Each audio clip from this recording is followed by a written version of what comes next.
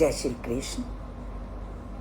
श्री कृष्ण ने कहा कि जो मेरा धाम है वो परम धाम है, और इसी परम धाम को प्राप्त करने के लिए मनुष्य प्रयत्न करता है, और उसी परम धाम में वह राधा के साथ, राधा की सखियों के साथ निरंतर निवास करते हैं। और उसी धाम के अंदर जिन अन्य देवताओं की हम पूजा अर्चना करते हैं, वह सभी अन्य देवता भी इसी धाम में निवास करते हैं। सभी देवताओं का निवास भी उस परम धाम में है, और अन्य सभी लोगों का निवास भी, जो जीवन से मुक्त हो चुके हैं, उनका निवास भी श्री कृष्ण ने उस धाम में बताया। अब वह जीव आत्मा का वर्णन और उसका निवास, या उसके विषय में वो क्या कहते हैं, वो कहते हैं मम एव अंशो जीवलोके जीव भूता सनातनः मना षष्ठ इंद्रियाणि प्रकृति स्थीनी कर्षति।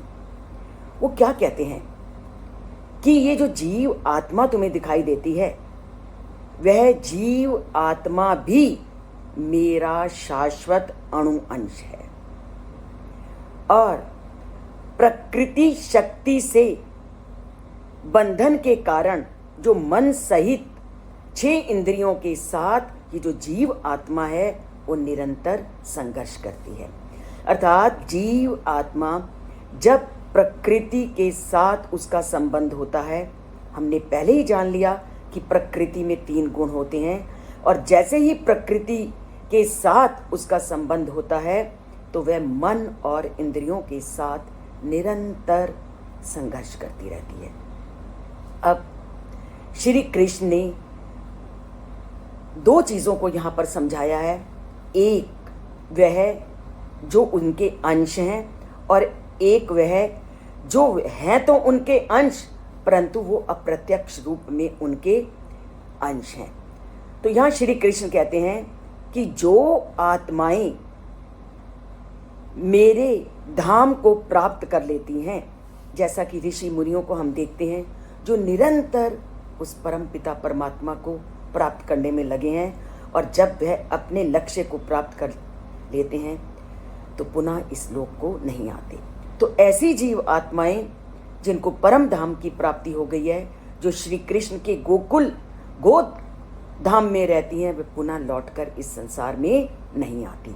और आज वह उसी का वर्णन करते हैं, और वो कहते हैं कि मेरे 2 अंश हैं, एक मेरा स्व अंश, और उन अपने स्व अंश में वो लेते हैं कि जो हम ये अवतार देखते हैं, जैसे राम का अवतार, नरसिंह का अवतार, वराह अवतार, वो कहते हैं ये मेरे से भिन्न नहीं है, ये मेरे ही अपने अंश हैं। तो उसको श्री कृष्ण ने वर्णित किया स्व अंश के माध्यम से, और इसका तात्पर्य है कि वो श्री कृष्ण का ही अंश हैं, उनसे अलग नहीं। और दूसरा है विभिन्न अंश, जो भगवान के अंश से भिन्न है, अर्थात जो प्रत्यक्ष रूप से भगवान के अंश नहीं है। ये जो राम है, नरसिंह है, और वराह अवतार हैं, मत्स्य अवतार हैं, जितने भी अवतार हमारे पुराणों में वर्णित किए गए हैं, वो तो उस परम पिता परमात्मा के अंश हैं, इसलिए उसको क्या बोला गया, स्व अंश। और जितनी भी अब संसार में हम जीव आत्माएं देखते हैं, वो उस परम पिता परमात्मा के विभिन्न अंश हैं, अर्थात वो प्रत्यक्ष रूप से उस परमात्मा के अंश नहीं दिखाई देते, जिस तरह प्रत्यक्ष रूप से राम, नरसिंह, वराह इत्यादि दिखाई देते हैं। अब इस विभिन्न अंश के भी 3 रूप हमें दिखते हैं, और वो 3 रूप क्या हैं? हम संसार में देखते हैं कि कुछ लोग उस परम पिता परमात्मा की प्राप्ति के लिए सब कुछ छोड़कर, अर्थात गुणा अतीत होकर के उस परम पिता परमात्मा की प्राप्ति में लगे रहते हैं, उस दिव्य लोक को प्राप्त करने में लगे रहते हैं। और जब अपने लक्ष्य में सिद्ध हो जाते हैं तो वह नित्य सिद्ध आत्माएं उस परम धाम को प्राप्त कर लेती हैं, मुक्त अवस्था को प्राप्त कर लेती हैं और वह अनंत काल तक उस परम धाम के पास रहती हैं। तो ये है उस अंश, विभिन्न अंश का पहला रूप कि जिन्होंने संसार में आकर प्रयत्न किया, उनकी साधना की और उस परम धाम को प्राप्त कर लिया और पुनः इस संसार में नहीं आए। वो तो है उस परम पिता परमात्मा के नित्य सिद्ध रूप। अब है साधना सिद्ध। उस परम पिता परमात्मा की प्राप्ति के लिए व्यक्ति संसार में आया।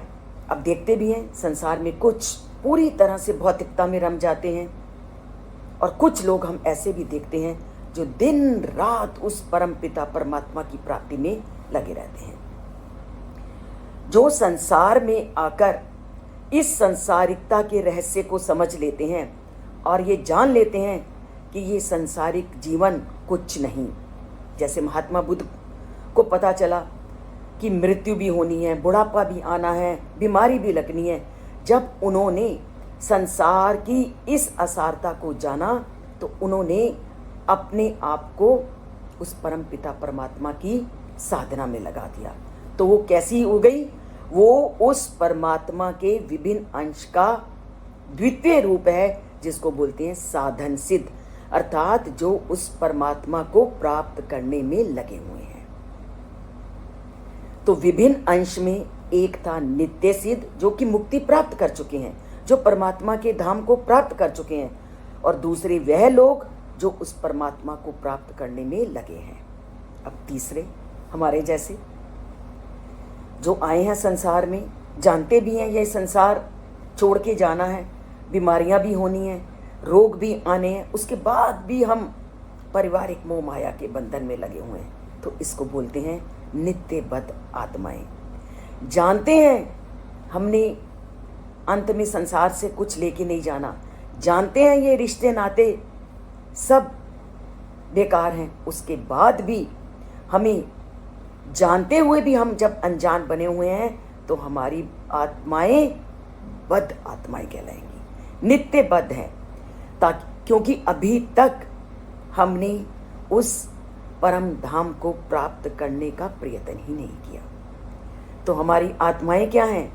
इस पांचों इंद्रियों और मन के बंधन में जकड़ी हुई हैं। तो ये है उस परमात्मा के विभिन्न अंश की तीन स्थितियां, अर्थात जो नित्य बुद्ध सिद्ध हैं, जो उसके धाम को प्राप्त कर चुकी हैं, और जो उसके धाम को प्राप्त करने के लिए लगी हुई हैं, और तीसरे हम जैसे लोग जो जानते हुए भी अज्ञानी बने हुए हैं, ये जानते हुए भी कि ये जो कोई भी सामान इत्यादि इकट्ठा करने में लगे हुए हैं, हमारे साथ कुछ नहीं जाना, उसके बाद भी हम इनके आकर्षण में बंधे हुए हैं और उस परम धाम को प्राप्त करने में कोई भी प्रयत्न नहीं करते।